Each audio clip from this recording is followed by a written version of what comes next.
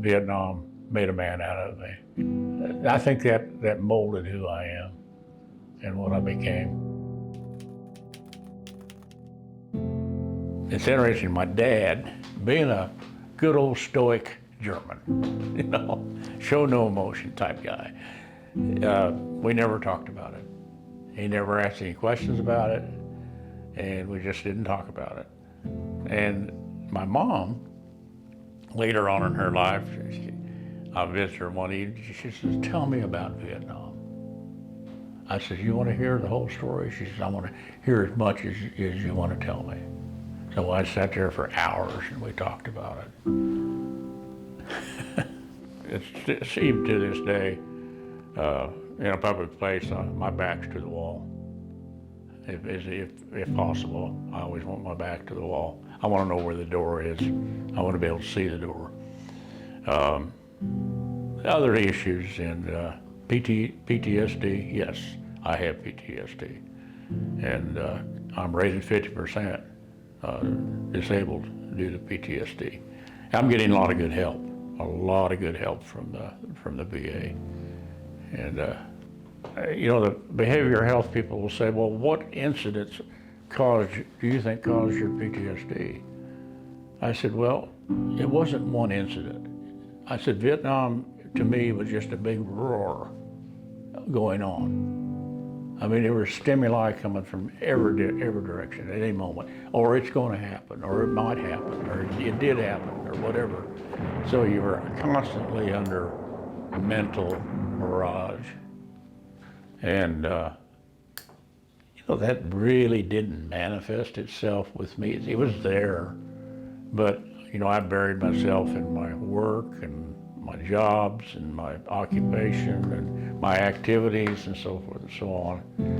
Well, my advice to anyone, stay busy. And I got to a point where I wasn't very busy. Well, that's the time when I started having issues. And but I've got some really good help. PTSD really didn't become an issue until about where I would finally admit it.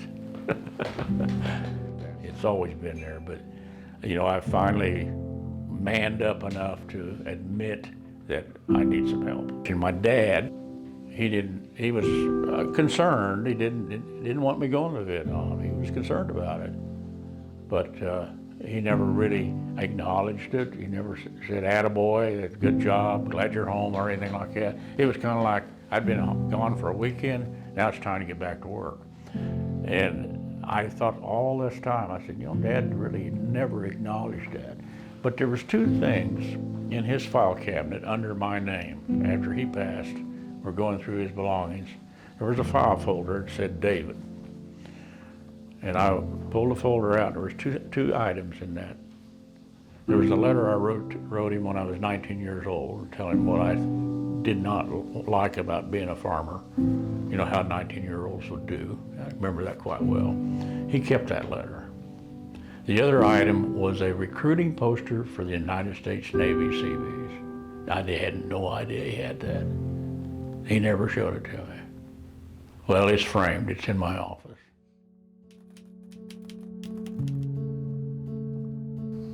69 is when I was discharged from active duty, and we came home and established our home, did some remodel in the house, moved in, and I worked for my dad, and I was just another hired man.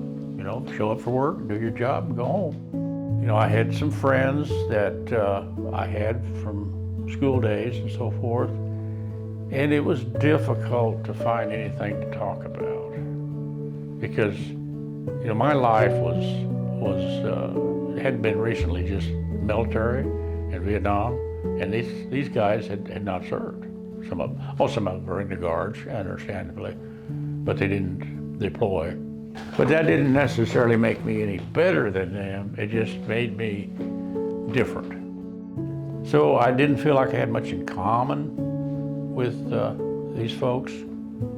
So I basically buried myself into my work. You know, I just 24/7. I was into my work, and maybe that was the way I had to deal with that. And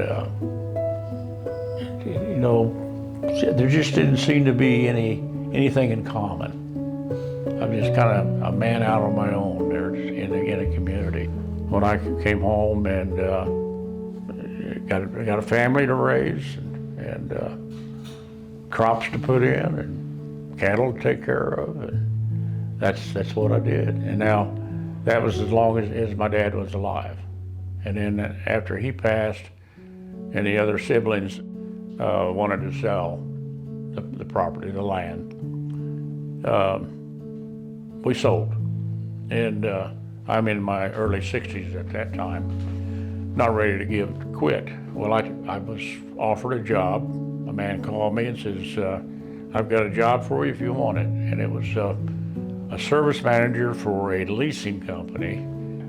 My job as a service manager was to make sure all these machines were, number one, ready to go to the next leasee. And that job turned into 80 to 90 hours a week that I was working. And there again, I buried myself in my job, because there's a certain amount of trauma when your life's work is taken away from you and sold off. The land was sold. I got out of farming. I sold my equipment. I was done. But I wasn't done. I wasn't finished. I went to work for an insurance company as a crop adjuster and really enjoyed that work. I got to travel across the country and visit with farmers and talk the language and help them, you know. And they were always glad to see me, because that meant there was a check going to be coming in the mail or a deposit in their account. So I did that until I was 65. So I retired from that. 6 months later, I got a call from a John Deere dealer. Said, would you come in and help us for a couple of weeks to do inventory? And I said, oh, sure. Well, I went in for 2 weeks, and 7 years later, I quit.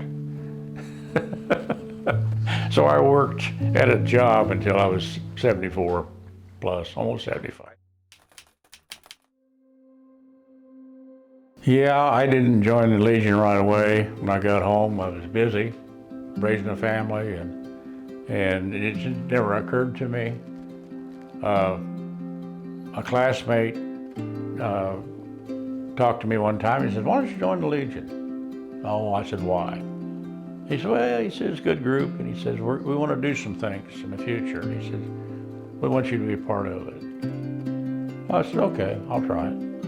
So I joined, and I was just a member. I wasn't active, didn't go to meetings.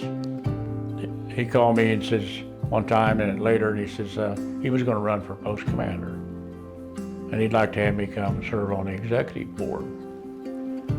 I said, okay, I'll do that.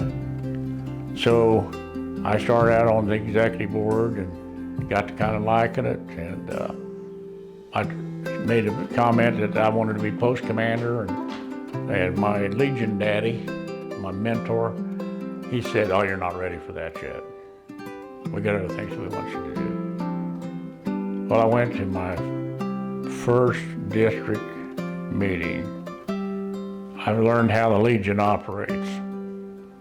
I came home as a brand new district vice commander.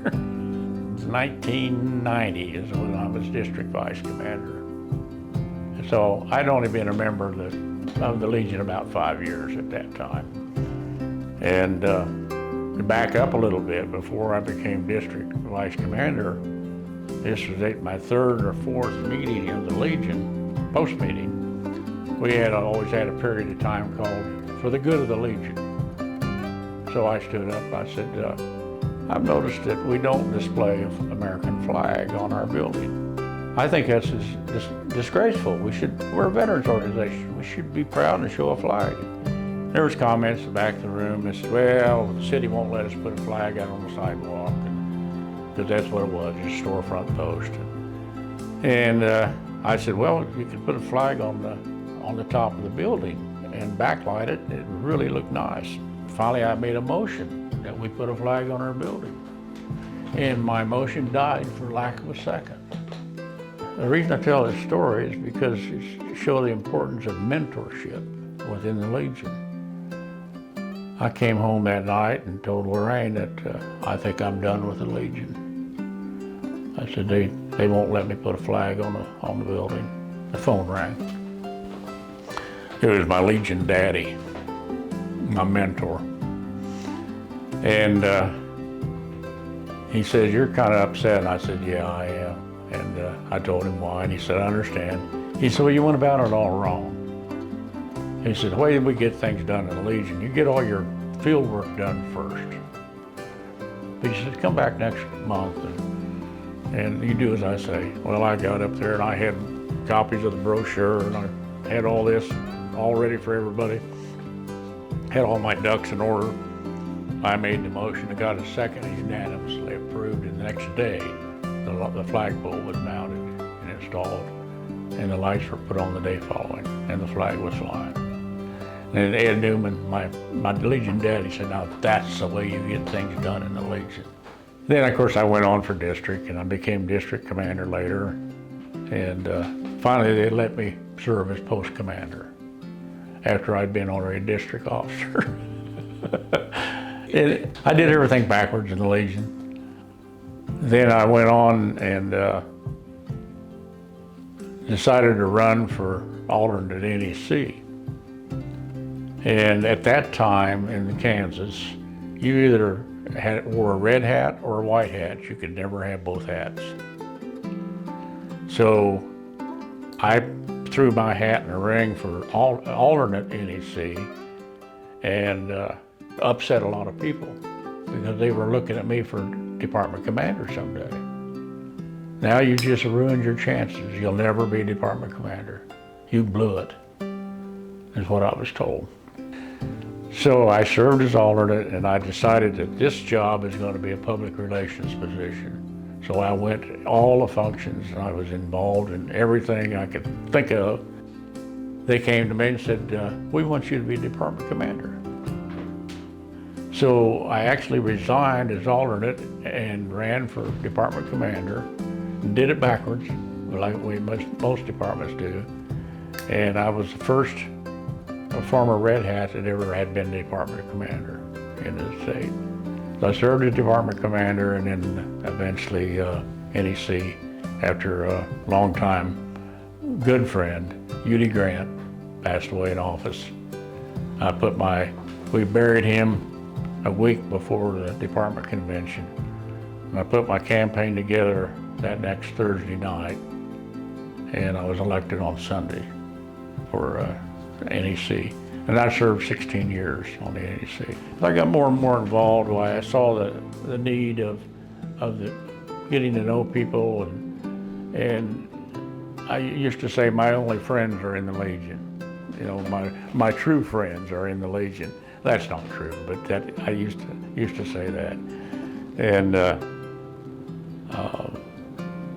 really enjoy the Legion, the association with other members. Kind of neat to hear stories.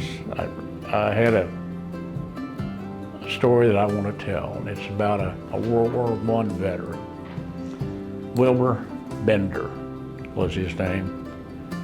And I was assigned to escort him to the department convention parade. We stepped out of the hotel lobby and out on the street, and the car that was supposed to be picking us up didn't show up.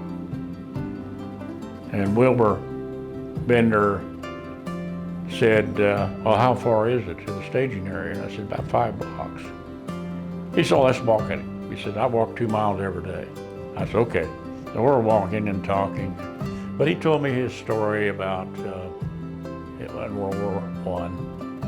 And he said, when the armistice was signed and the horns were sounded, the war was over, he said the first thing he did was step out of his trench and walk into the German lines and shook hands with a German soldier. He said, "That's the way you end a war."